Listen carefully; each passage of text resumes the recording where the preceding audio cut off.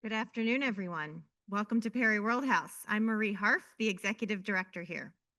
Perry World House is the University of Pennsylvania's hub for global engagement, where we tried to build bridges between the academy and policy on the world's most pressing issues. Today's event, which is co-sponsored by the Center for East Asian Studies, the Nursing School, and the Perelman School of Medicine, is a great example of that. Our nursing school dean, Dean Vio Ruel, will introduce the event in more detail shortly, but first let me introduce her. The Margaret Bond Simon Dean of Nursing, Antonia M. Villarruel, leads a world-renowned faculty to advance science, demonstrate practice excellence, shape policy, and prepare leaders, all through her extraordinary lens as a first-generation college graduate and daughter of an immigrant, an innovative nurse researcher, the first and to date only Latina nurse inducted as a National Academy of Medicine member, and the only Latina nursing dean in an Ivy League school. We're very proud of that here at Penn. She has been the Dean of Penn Nursing since 2014. During her tenure, Penn Nursing has been a top-ranked school of nursing domestically and globally. Penn Nursing has consistently been one of the top recipients of research funding from the National Institutes of Health. She earned an MSN from the University of Pennsylvania and a PhD in nursing from Wayne State University. Now, without further ado, please help me in welcoming her to the stage.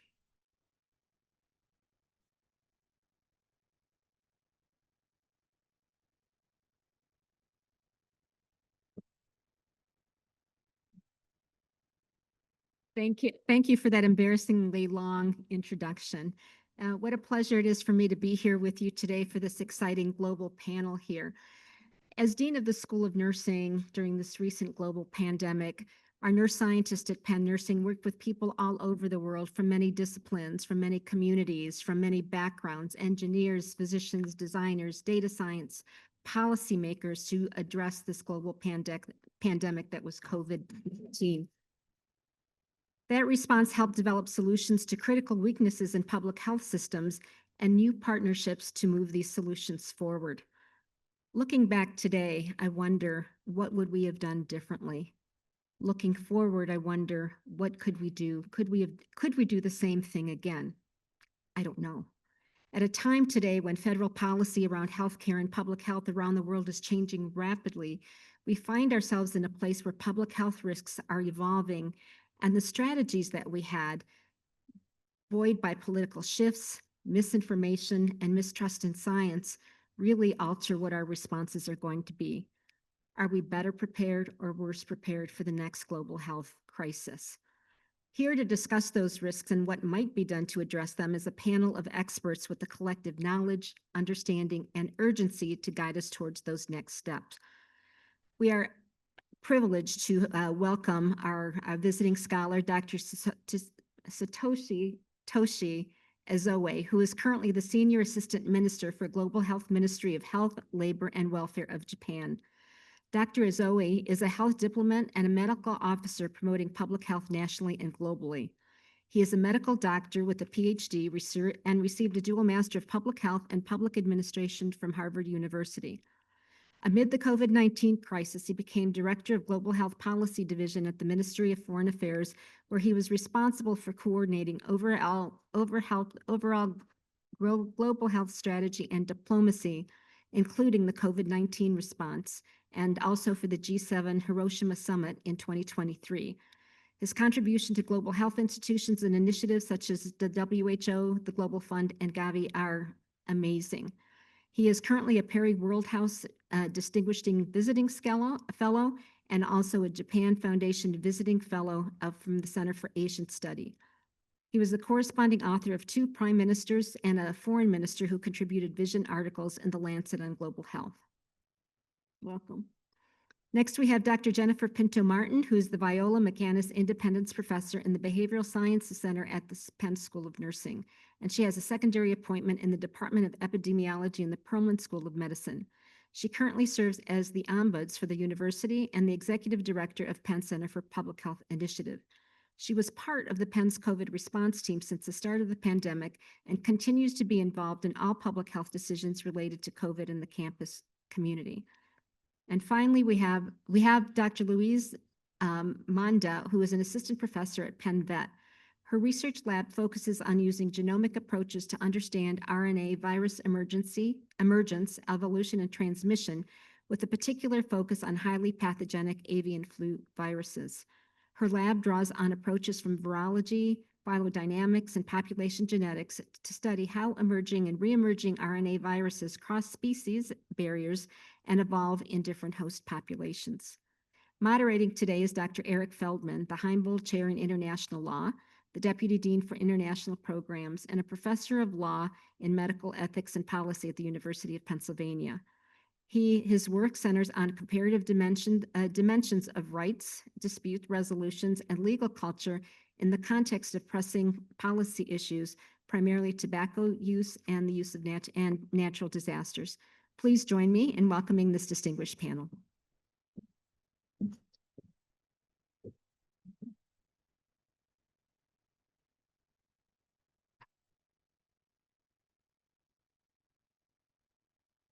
I was wondering what was going to happen to that podium. But like everything else at Perry Worldhouse, you all are on top of things. So, and thank you to everyone at Perry Worldhouse for organizing this and for giving me the best and easiest job in the world, which is to ask a set of questions about an interesting and important topic to this incredible group of panelists. And I want to start with I guess, the 35,000-foot view. And reference all of 2 weeks ago, the U.S. State Department's announcement of what's called the America First Global Health Strategy, which says, quote, "It will prioritize the interests of Americans in making America safer, stronger, and more prosperous." Doesn't seem like the worst idea, given the challenges we have in our own country. And so I'm wondering whether the panelists could tell us a little bit about why it is that this sort of country first health strategy isn't the sensible and appropriate way to go, or maybe asked another way, why should we sitting in Philadelphia care at all about global health, given the challenges we have just at our very doorstep? And Toshi, why don't we start with you? Thank you. Yes, thank you for the question, but thank you first of all for hosting me in this distinguished panel, in at the Perry World House at the University of Pennsylvania. So yes, so your question about this country priorities versus the priority of the world, and I guess every government is mandated to secure their own citizens. So in that sense, people or the governments need to care about their own people. So that's a starting point. But in order to really address global challenges such as pandemics, we need global collective response as well. So in the case of Japan, for example, we do have our global health strategy, but the idea is to really try to strengthen the global ability to prepare for, prevent, and respond to the future crisis. And we do that because that will ultimately beneficial to our citizens as well. And the other goal in our strategy is to try to promote this idea of universal health coverage, that is to secure all the citizens the quality health services, quality and affordable healthcare, which again, in turn, will benefit your own citizens if you really promote that globally. So those are some priorities in my country, and different countries have different priorities, but that is at least what we are trying to do in Japan. Jennifer, Louisa, do you want to comment on that, or shall we move on? I'll just say that I think when we think about it from a public health perspective, a virus doesn't know a geographic boundary, right? So, and public health sort of relies on that collective action. If we don't all cooperate, the system falls apart. So where I think it is important to care about your own citizens and ensure that your own citizens have access to health and affordable health, it's also important to think globally how something like a virus will ignore a boundary and jump across to another country. And if we're not banded together and addressing it in the same way, the system falls apart. So I think we need to keep that in mind. Yeah, I would agree. I think there's multiple reasons why we don't want to focus only on our own country. I think one that doesn't get talked about as much is a purely moral and ethical reason. It's really easy to describe reasons why it's important for us to care about global health for our own benefit, but it's also morally good to care about, infectious diseases and diseases in other places that don't directly affect us. If we want to be selfish, there's still a million reasons why we should care about a global health program. So the pathogens that we work on in our lab are highly pathogenic avian influenza viruses, and they're an excellent example of why global health is so important. These viruses evolved about 30 years ago in domestic birds and then have slowly been creeping around the world since then. A few years ago, these viruses evolved to transmit really well in wild birds. And what this means is that these wild migratory birds can now carry these viruses all over the world. And so we have been having, as I'm sure you've noticed, a huge outbreak of these viruses since 2022 in North America. That's why egg prices have been so high in the last couple of years. And so what matters here is that these viruses are now getting spread by these wild animals, which are moving these viruses everywhere. And so we're globally connected, whether we like it or not, to viruses that are circulating in Asia and Europe and everywhere else. So if we decide that we only care about the US, all we're doing is depriving ourselves of information to make informed public health decisions about how to control and manage these problems that affect us here.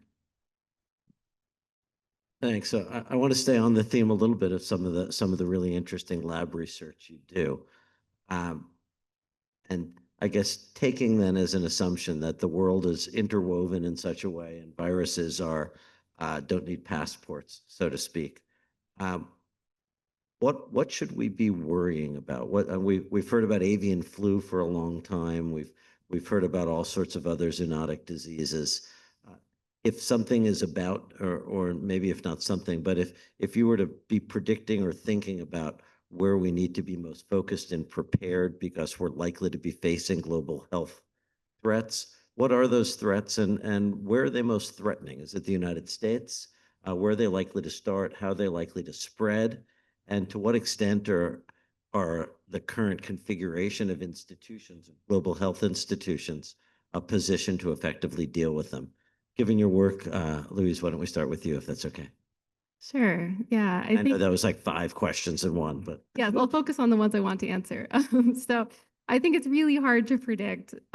We get this question all the time. What's the next pandemic going to be? When's it going to happen? What can we do to prepare? And predicting it is so hard. For as long as humans have existed, there have been pandemics, and viruses are with us always, and we are constantly getting exposed to them. And we're also more mobile than we ever were before. And so it's really easy for new emerging pathogens to rapidly become these global problems. So we can't change the fact that there are viruses circulating in animals that may one day affect us, and there's always going to be another pandemic in the future. But what we do have control over is how we prepare and how we respond to these pathogens. And what I think is positive is that we're in a better place now than we used to be. We have all of these incredible innovative tools for surveillance now, like wastewater. We can actually sample air now and pull out viruses out of air, which is just incredible. The field I work in is called genomic surveillance, and we use viral genomes to track how they're moving across the globe, and we can share information with each other incredibly rapidly. So for example, last year when these viruses spilled over into dairy cattle, we as a community of influenza researchers were able to talk about that and put data together within a couple of days and put it publicly, which is amazing. And then of course we have mRNA vaccines, which are this incredible tool that we didn't have years ago. And so I think what's really amazing is that we have these new tools. What's really hard is getting them into practice, making public health easy for people to follow, making it easy for people to make healthy decisions for themselves within the frameworks we provide them. So personally, I think information and translating the science into actionable interventions is where I think one of the biggest challenges is. Toshi or Jennifer, anything to add on what you think we ought to be most focused on or attentive to in terms of the potential threats to global health that are soon to be potentially emerging? Yes, not much to add, from technical point of view, but we know that, there will be a next pandemic sooner or later. So we really want to be prepared for the next one. So that's why we are engaged in, a different um, global work, including with the WHO. And I just wanted to remind people that, the US was instrumental in creating the WHO, to begin with. Just learning from the history. So in 1946, right after the war, the US convened this conference called International Health Conference in New York. And the chair was the sixth Surgeon General, Dr. Thomas Parran. And that led to the creation of the World Health Organization. And Japan at that time was still, of course, recovering from the war and, try to regain and re-enter, rejoin the global community. But we decided to, join the WHO in 1951, even before we regained our sovereignty. So we really do care about this organization. And so just wanted to remind that. But also, equally, the WHO needs to reform itself. So as a major donor to that, we are really working with other countries to kind of like refocus their, mandate. There may be some room for improvement or, increase efficiency. So maybe this is a time that they, really try to reorganize and refocus their attention to their original mandate. Yeah, and I'll just add, I spend a lot of time thinking about climate change, and I think climate change is changing the risk profile. And so that we know increasing temperatures are changing the way vectors and zoonotic diseases travel around the world. We know that water, actually sort of moderate water scarcity can be a risk because different animals gather over the reduced water source. There's opportunity for transmission. So we need to think about this in a larger context. We need to think about it in the context of climate change and what we can do to mitigate against those risks that are part of what we're facing now. Thank you. I want to spend a couple of minutes asking all of you about COVID-19. I know everybody in this room inevitably we all have our own individual stories, but there are also extraordinarily interesting and rich and complex institutional stories around COVID-19. So I'm wondering, and I know, Jennifer, you've done a lot of thinking and work on COVID-19. What is it, do you think, the global health community has learned from the experience of dealing with that pandemic that will better position us to deal with whatever the next pandemic may be, or are you more pessimistic than that? Is asking what we learned the wrong question, and asking, did we learn anything, the right question? So I'm an optimist, and I got to say that we have the potential to learn a lot.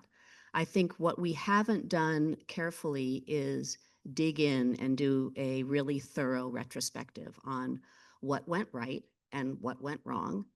But remember, this is the first pandemic that really required non-pharmaceutical interventions to control it. We'd never done that before. And so we were coming up with ideas as we were learning about the virus and how it behaved. And we made some missteps. We thought it was droplets at first, and we were wearing cloth masks. And then we realized it was aerosolized, and we needed to wear different masks. Every step of the way, I believe that looked to the public like we didn't know what we were doing. And we were literally building that plane as we were flying it. I think we did a very good job across the world trying to control it. I think one of the big shortfalls was in communication. And I don't think we know how to do that very well. Risk is hard to talk about. It's hard to communicate to a public. Public health in general is hard to communicate to a public. And I think that created a lack of trust. And so I think that is sort of one issue. The other issue I'll say that is, at least in the US, the CDC is advisory. It makes recommendations, but it can't mandate behavior. And so we had the governors were the ones who were making the decisions about, distancing and lockdowns and school closures. And it was all over the place. So you could be in Philadelphia and it was one set of rules, and you crossed over into New Jersey and it was another. So again, this sense of who's steering this ship? Do we really even know what's happening? Oh, we need to be 6 feet apart. And so schools shut down because you can't teach when that 6 feet rule was in place. Oh no, 3 feet is okay. Now we can reopen schools. So I think that what I feel like we learned is that communication and admission of we're doing our best and we are learning as we go, and we may make some mistakes along the way, but we are going to communicate every step of the way with you. I think that would have changed some of the reaction to the policies that were in place that later got withdrawn and may have engendered more trust. Toshi, I think we have a unique opportunity here to do some of the digging, I think, that Jennifer just referred to, because I think what we just heard was a story of changing science, developing knowledge, and what might at least have appeared to those outside to think of as policy confusion. Yet Japan did, I think, by almost any measure, significantly better than any other what one could describe as a westernized, industrialized, wealthy country, with closing the schools but relatively brief, without any lockdowns, without any vaccine mandates, et cetera. So if we're looking for lessons, what should we be learning from Japan? Obviously, we can't, we're not Japan, and so there's various different social norms and customs. But what on the science end or the policy end do you think might the lessons be from the Japanese experience? Yes, thank you. So it is true that we are among the lowest kind of excess mortality. That's increased death from COVID-19, according to the Lancet journal, which compared 30 most populous countries. And so in that sense, we were relatively successful as an outcome. And some factors contributed to that. And well, there are, I think, 3 key components to that. The one is mask wearing. The second one is the washing hands. These basics. We were relatively speaking already kind of like really accustomed to mask wearing and washing hands, but the government reiterated that will work. So those are the basics. And the third point is the evidence-based communication. And so we learned from our early experience, especially that you may recall this incidents in the cruise ship in the early on. And while that was a major challenge for us, our experts really analyzed the mode of transmission within the cruise ship. And we learned that there are certain ways that certain conditions that we want to avoid if we were to prevent COVID-19 from spreading. And we kind of package it in a communication package called 3 C's. That's closed spaces, crowded places with many people, and close contact setting. So we communicated in a very simple manner, 3 C's, just avoid those conditions, and that may have worked. And adding to that, we do have our relatively equitable healthcare system, which we are proud of. We actually achieved our version of universal healthcare in 1961 when we were still not so rich. So, but that laid a foundation for the socioeconomic development thereafter. So that kind of easier access to care without worrying too much about the costs and the financial burden also helped. But we did have some challenges and some lessons, because we, like you mentioned, we did not have clear line of command, and we didn't have a one-stop kind of center, like in your case CDC at the federal level. So actually, we learned from the U.S. experience and the U.S. system, and we ended up creating our version of CDC. So we are, in a way, learning from each other.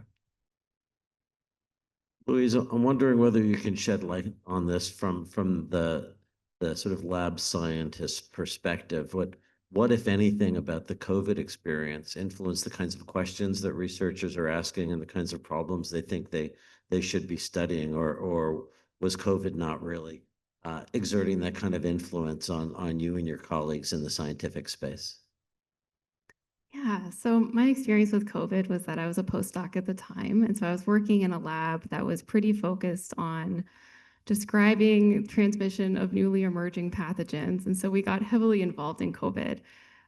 So my experience was that basically the entire flu field, most of the people in my field switched to working on COVID. So we all sort of abandoned what we normally worked on and we just emergency worked on this virus. Um, and what I think is really fascinating is that there's a few people who have hung on who still work on COVID because it's interesting, and we have one COVID project. But for the most part, we all don't want to work on it anymore. Like the experience was, kind of terrible, because we were living through this pandemic while at the same time trying to work on it.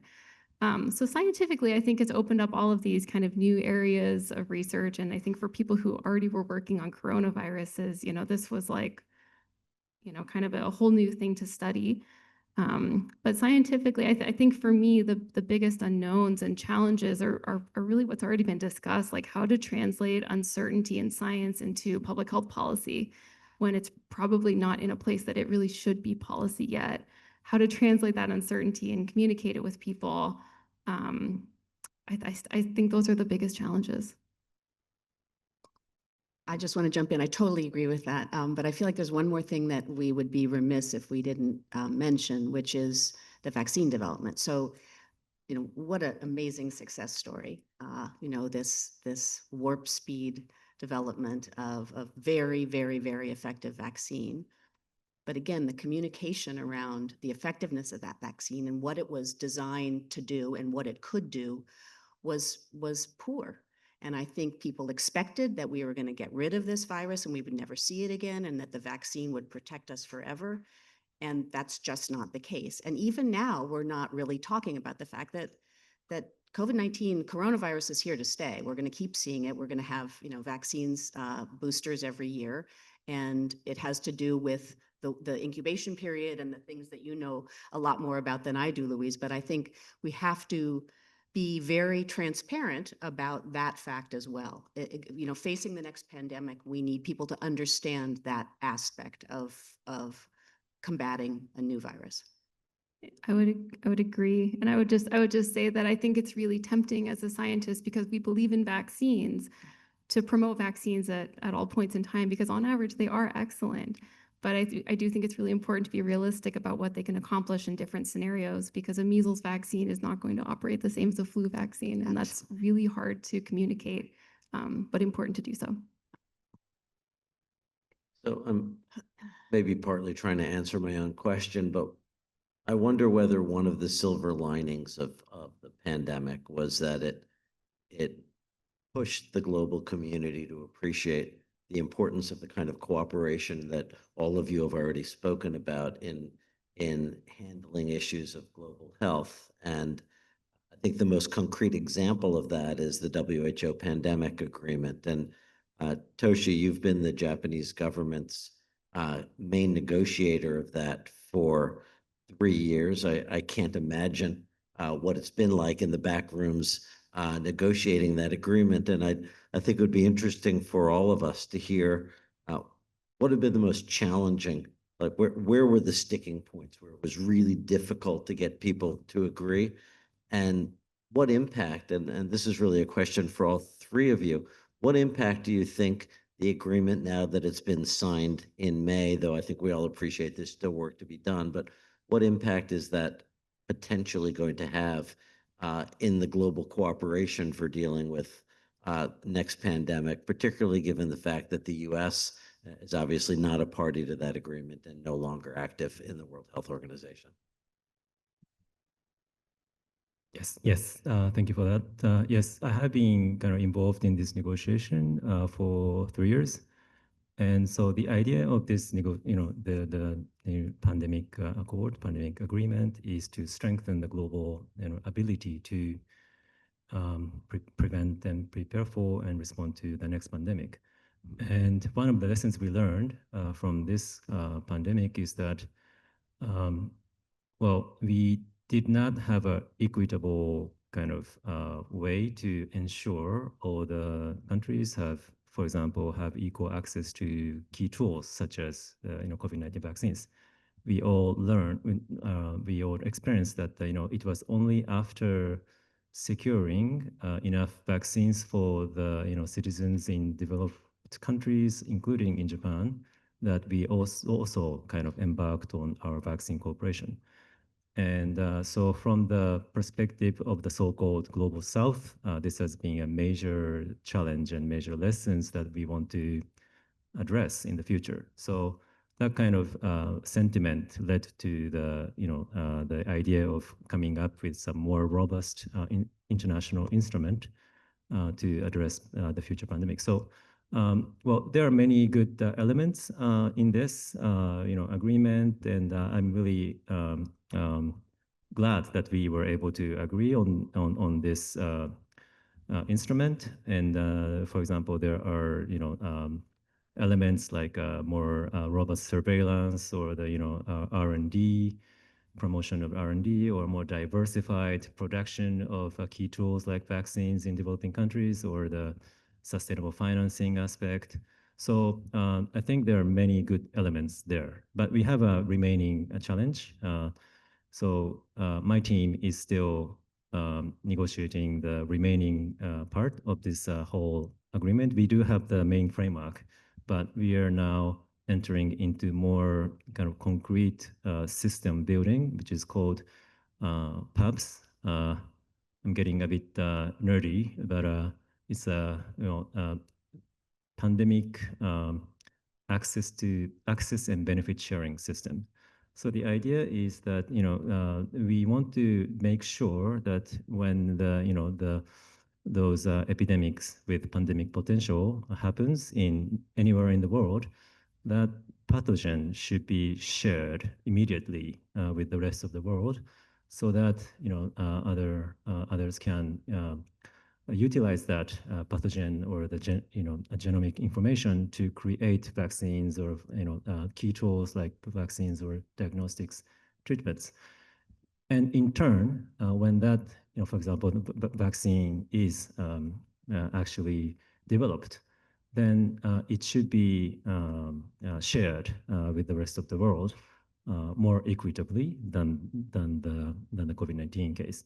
So that's the basic idea, and not basically all of the member states of the WHO or the stakeholders agree with that concept. So that's why we have a broad agreement in the framework. But now the question is whether we can come up with a concrete system of such new mechanism. So we need to, this is not only about the governments, but we also need to engage private sectors like pharmaceutical companies, because they are the ones who will be kind of tasked to develop such key tools. And then if this is not if it's not operational, and if they are not involved, then there will be no tools to begin with. So we will have remaining issues to address, but I'm still hopeful that we can conclude that negotiation. The goal is to negotiate and come up with such system by next May. This is an ambitious goal, but we are still hopeful. Thank you.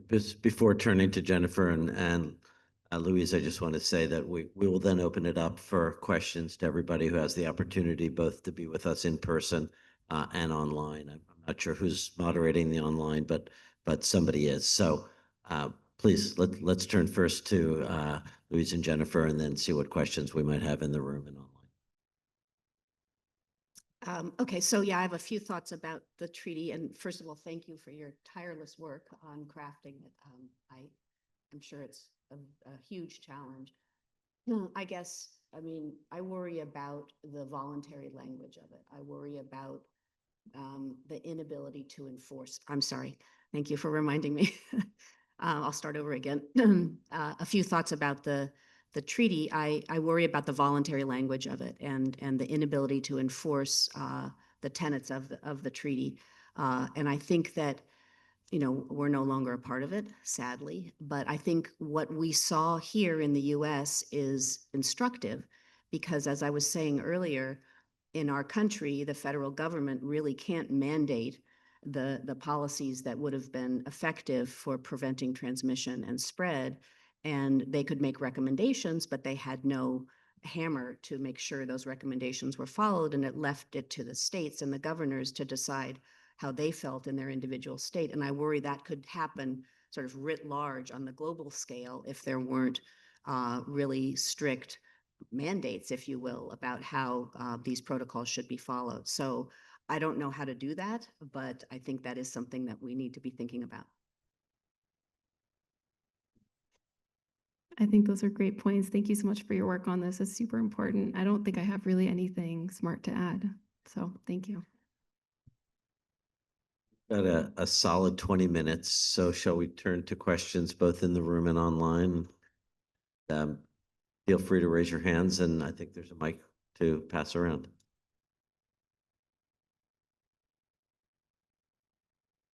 Perhaps you can just introduce yourself with your name and what school you come from. Yeah, hi. My name is Trujay. I'm in M&T program. I'm a sophomore, so I'm studying business and bioengineering. I'm really interested in public health policies. Thank you all for speaking on that today. My question is, all of you talk a lot about communication. And Dr. Toshi, you talk a lot about how in Japan you're able to use evidence-based communication to your population. And so I was wondering, a lot of times in the United States, it's a little more difficult maybe to get the message across to a very diverse and wide geographically and in terms of beliefs population. Do you have any recommendations for that kind of dissemination of information? And what do you think has been most effective in your country? Please, the panelists in any order that you feel inspired to take. Yes, I mean, thank you for the question. And yeah, so I talked about the positive aspect of the risk communication, health communication, which worked. In the case of this 3C kind of communication, but we are equally having challenge in really trying to communicate the utility of key tools such as vaccines. In the case of COVID-19 vaccines, I think we were relatively okay, especially in the beginning, because people were in a panic mode and they wanted to have vaccines in any case, because we didn't know what happens if we don't. So especially at that stage, we were okay. But as time goes by, there is, of course, some side effects, involved, and there are some skepticisms. So it became a bit harder to communicate the utility of vaccines. And so it is not I think it's a common challenge from public health point of view, and so we don't have a magic bullet. What we can do is really continue to communicate based on science and evidence, and keep on doing that. But I guess maybe you have some more technical advice or some, yeah. Go ahead.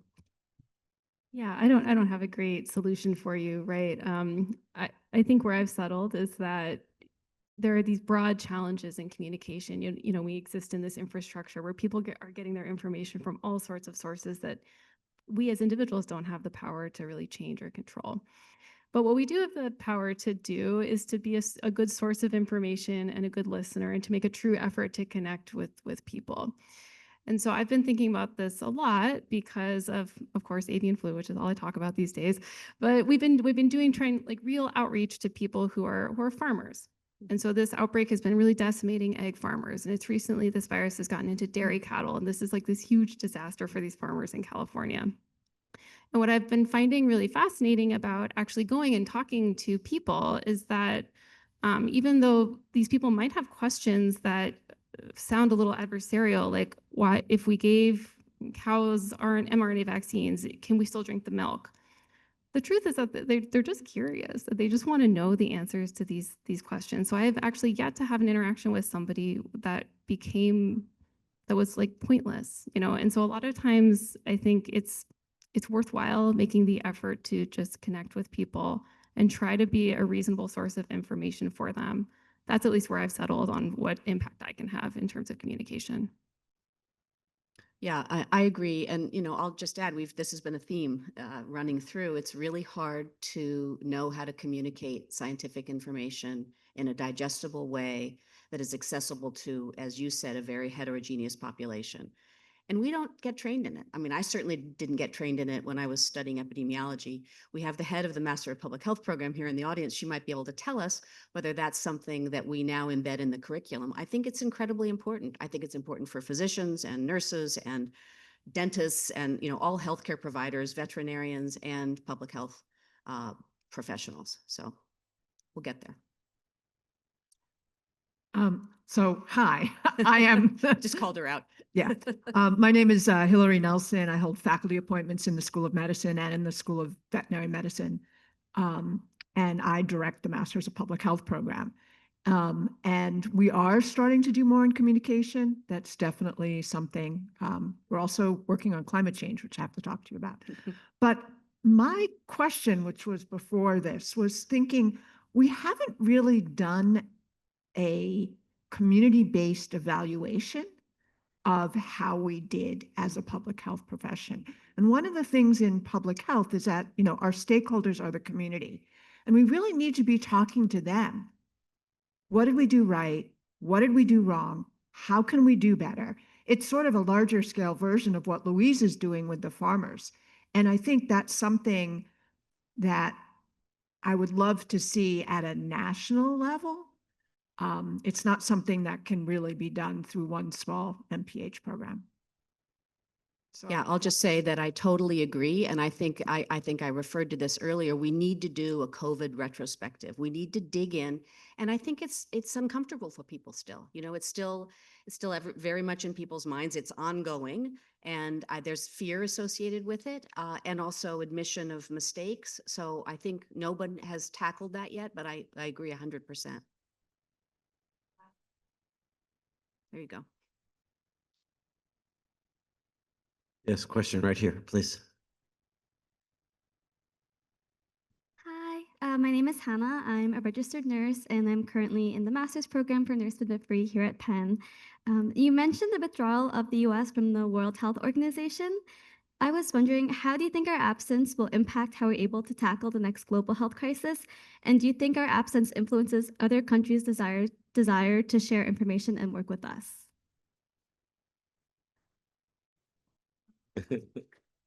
Great question. Who wants to answer I it? mean, I'll take a stab at it. I think it's an excellent question. I worry a lot about that. I mean, I think, as we've said across the panel, data sharing is critical here. Resource sharing is critical here. We developed the first vaccine. We have the playbook to develop another vaccine. Are we going to be generous with that? Are other countries already worrying about that? Is it going to make them less likely to join because they worry that the behemoth in the room isn't part of the team? I don't have an answer for you, but I think it's a really important question. Maybe Toshi has heard discussion of this in the back rooms, so I'm going to ask him if he has any opinion. Thank you. First of all, I have a high respect for nurses. My wife is a nurse, so I'm a bit biased, but in terms of we believe in the utility of WHO, but that's not the only framework. We do have, for example, G20 or like a regional, frameworks. Like in the case of, Asia and Pacific, we do have like APEC or ASEAN and plus, and I hope that we can still kind of engage the U.S. colleagues and the U.S. administration because they are, as you said in the beginning, they are still kind of interested in promoting, global health. I hope that to be able to continue our partnership. And yeah, so let's just, yeah, I stop here. Thanks. I guess I would just add to that by saying I think at least until recently, and I'll defer to my colleagues here, but I think many would have said that the U.S. had among the best, if not the best, system of public health data collection and dissemination of any other country in the world, and we no longer have that, and so I think that inevitably is going to have clear and obvious consequences for being able to understand what sorts of causes there are for morbidity and mortality, what sorts of infectious diseases are arising. And without that information, uh, the global health community is going to have a clearly less robust base of data than it would have otherwise. What consequences that's going to have are difficult to predict right now, but I think it's hard to imagine it's not going to have consequences. That's an, you know, Toshi, of course, is a professional diplomat, and I'm not burdened by those things. Hello, thank you again for the panel. This is a very great discussion. I wanted to ask about how we go about community engagement. I think I used to study zoonotic diseases at the NIH, and now I do community engagement here. And I want to get kind of your perspectives from a more global or broader lens. How do we incentivize the scientists and the researchers in the lab to do more community engagement and to actually meet the people who they're trying to serve? Interesting question. Maybe we start at the end and then come this direction, because that feels like that's right in your wheelhouse, Louise. Yes. So I think one of the best ways to do this is to convince people that it's beneficial to their research. And so I have a story about this. So we did this project in my postdoc about mumps. And there was this interesting reemergent mumps outbreaks in Washington state. And it really impacted this one particular community. And we wrote this whole paper and we got to the end, and what we showed was that transmission was just really high in this community and we didn't know why. And so what we ended up doing was just talking to this community. So we hired these health advocates, we did all these interviews. And what was incredible about it was that it was both the right thing to do ethically, because we could publish this data and be true to the community's healthcare goals. And it also made the science make more sense. And so I sometimes think that, and what was interesting is that not everybody thought this was the right approach. There were other people kind of in this collaborative sphere who thought that incorporating interviews would actually dilute the hard science of it, which I really disagree. And so I think it's important to realize that when we're working on something like an infectious disease or global health, it's impacted by so many factors. It's not just the virology, it's not just the epidemiology or the modeling. And so actually engaging with the community you're serving is not only good for the community, but it's really good for you. It's, I think, how you do the best science.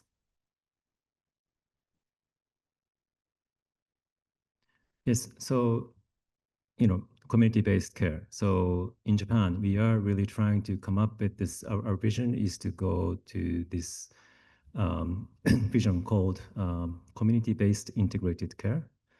And while we do have, equitable system relatively, but it is mainly, it is a mix of, institutionalized care and, home care and community care. But our goal is to shift the whole system into more community-based, and where, people, especially those people, because we have a really aging population, especially those people, older people, can remain in their own community. But to do that, we need the integrated care, encompassing medical care, but also nursing care, home care, even housing support or daily living support, or the prevention services. And of course, it's a work in progress. But if we can do that, and I think we have a more robust a system that can also address threats like infectious disease, but also people are not only confronted by pandemic. People are confronted by daily conditions like cancer, like heart disease, and so that's why we need to integrate care at the community level. But again, it's a work in progress. Yeah, and I think we need to think about it from two sides. So we need to convince the people in the lab and the people who are developing vaccines the value of community engagement, and that it will actually promote success. If you understand the community, your program that you put in place will be more successful.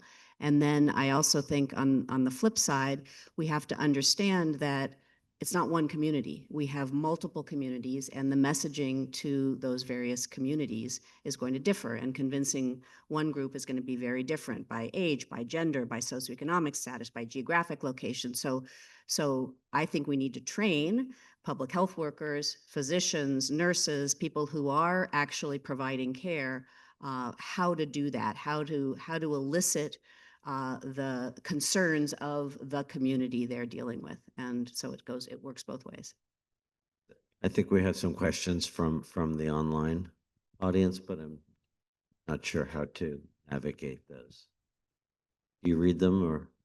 Yeah, okay, please. Can you talk about a little bit about the political will that exists globally about whether or not to take the pandemic treaty forward?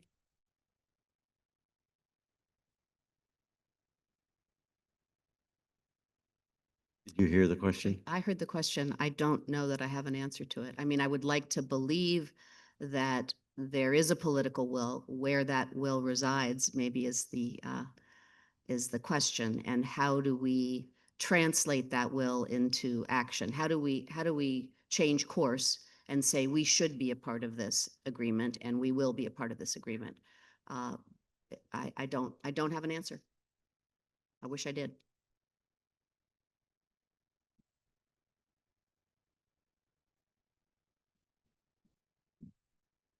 Hi, thank you for speaking today. I'm Simone Punchak, a freshman in the Huntsman program studying international studies and business. However, I'm deeply interested in global public health. And so throughout the past few weeks, something that we've been discussing is navigating differences cross-culturally. So I guess my question is that there are many different perceptions for the cause of diseases. I can think of specifically Guatemala, where much of the population accounts it to more religious reasons.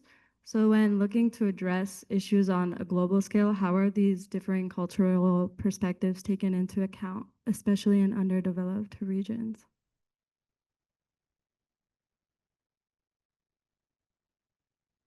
One thing I try to think about when thinking about how to communicate science information to diverse audiences is to first always do your homework to try to learn as much as you can about the people you're going to talk to. And then secondly, to just never assume what people are going to think and how they're going to observe problems. I think no matter who you talk to, no matter where you are, if you go to rural Pennsylvania versus just into a different neighborhood of Philly, you're going to encounter people who think about diseases differently just because people are different. And so I think the only advice I can really give is to try to kind of show up and meet people where they're at and answer their questions honestly, and try not to assume what they're going to think or assume about the information you're going to impart to them.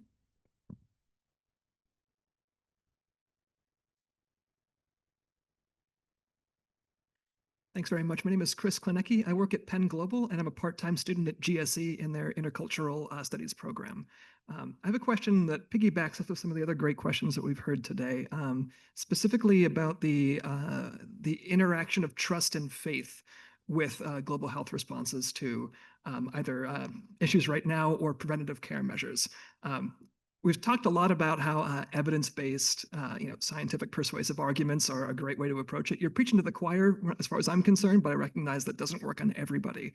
So I'm curious to know from your own experiences, if you've tried to what extent communities in global health have tried to deliberately engage faith-based entities or leaders in communities, what are some of the typical roadblocks that you might encounter, and what are some of the more promising practices that you've encountered in engaging those?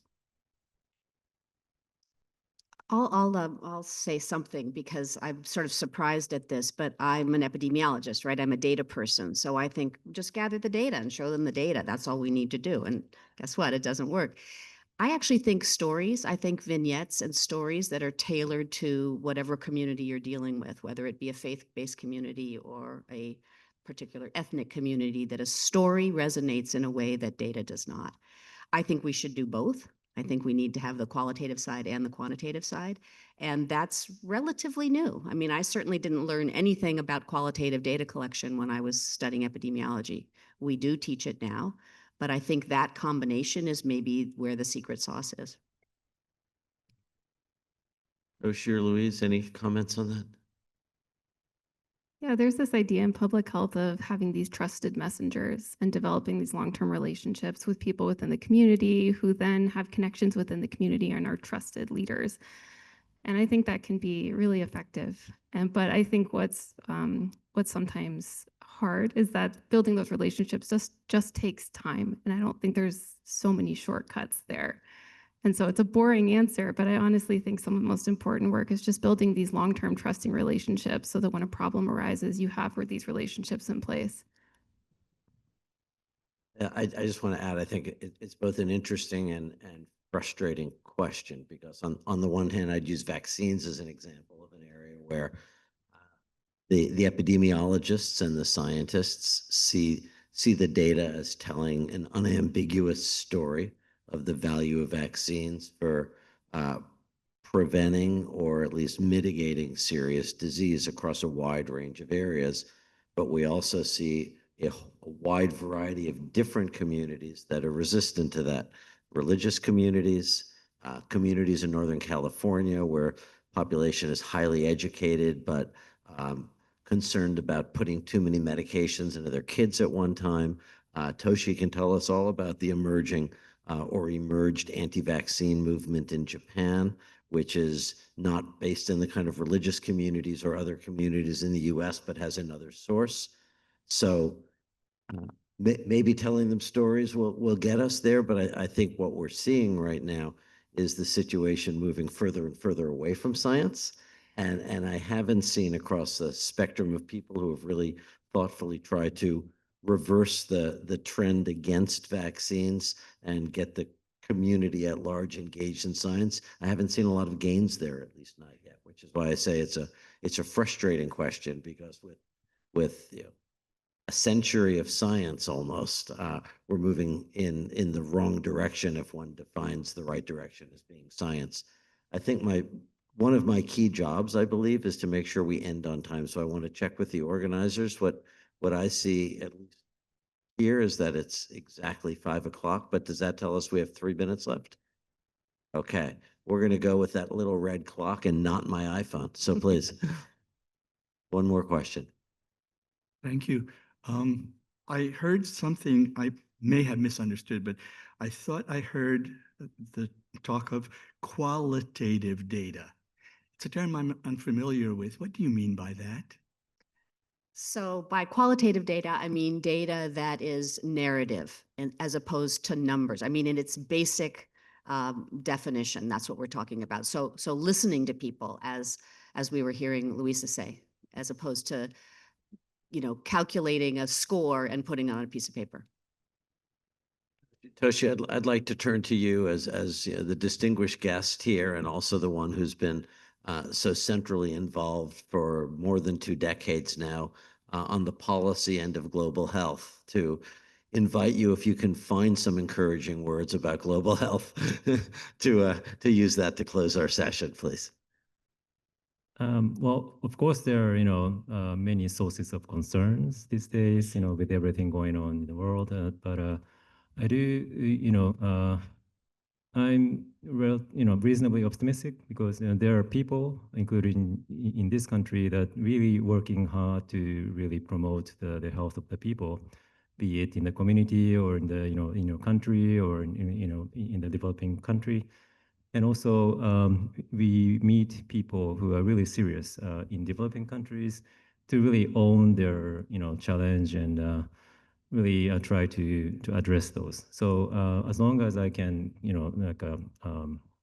of course, there are some challenges, with government changes and change of priorities, even within my country. There are different interests and priorities, but I am relatively optimistic, because we do have people who are really caring and who are really promoting this, health for the people. And so as long as I can kind of work with those people and to with the same cause of, basically not only infectious diseases, but so basically address all the health challenges to basically realize this concept of health for all.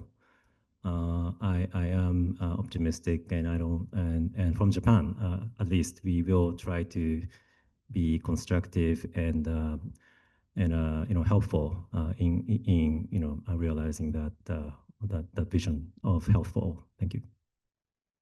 So I want to thank all of you for coming. I want to thank particularly the students who are always busier than the faculty or anyone else, and whose energy and brilliance and commitment we really need moving into this space in the future.